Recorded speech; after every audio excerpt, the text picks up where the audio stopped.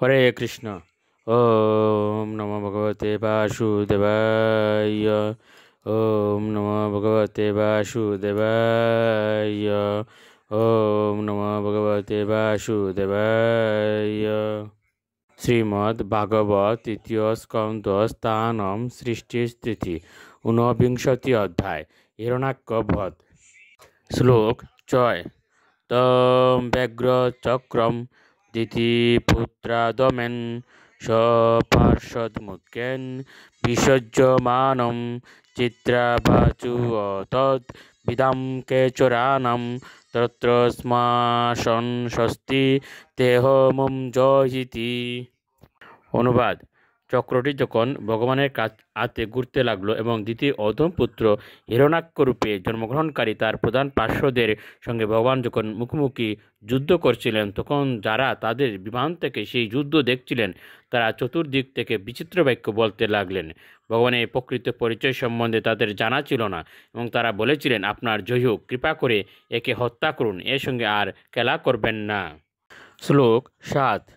শতম নিশাম্য আত্মরতাঙ্গম অগ্রতঃ ব্যবস্থিতম পদ্মপলাশলোচনম বিলুক্য চ অমর্ষ পরিপ্লুত ইন্দ্রিয় রুষাসদন্ত চদম আদশৎসন। অনুবাদ: সেই দৈত্যটি পদ্মপলাশ লোচন পরমেশ্বর ভগবানকে সুদর্শন চক্র হাতে তার সামনে অবস্থিত দেখে অত্যন্ত ক্রোধে বিকলেন্দ্রিয় হয়েছিল। সে ভীষণ ক্রোধে তার দাঁতের দ্বারা অধর দংশন করে সাপের মতো দীর্ঘ নিঃশ্বাস ত্যাগ করতে শুরু করেছিল। শ্লোক 8। কৰালদংষ্টচক্ষুর্বাম সঞ্চক্ষানুদহন্নিব অবিপ্লুত সগদয়া হত অসি ইতি আহনত হরিম। অনুবাদ: ভয়ঙ্কর দংষ্টযুক্ত সেই দৈত্য যেন ভগবানকে তার দৃষ্টিপাতের দ্বারা দগ্ধ করবে, সেইভাবে নিরীক্ষণ করে ভগবানের দিকে তার গদা উত্তোলন করে লাফ দিয়ে বলল, তুই এখন নিহত হলি। শ্লোক 9। পদাশব্যেন তাম সাধো ভগবান যজ্ঞ শুকর লীলয়ামিষত শত্রোঃ প্রাহরত বাতরম অসম।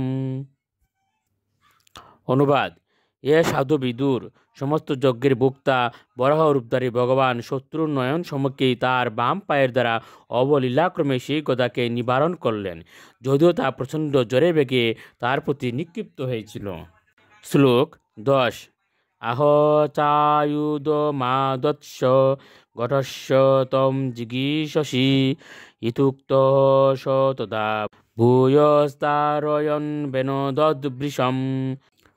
অনুবাদ: ভগবান তখন বললেন, তুই যখন আমাকে জয় করতে তুই আগ্রহী, তখন আবার অস্ত্র ধারণ করে চেষ্টা কর। এইভাবে আহত হয়ে সেই দৈত্য পুনরায় ভগবানকে লক্ষ্য করে গদা নিক্ষেপ করল এবং ভয়ঙ্কর গর্জন করতে লাগল। হরে কৃষ্ণ।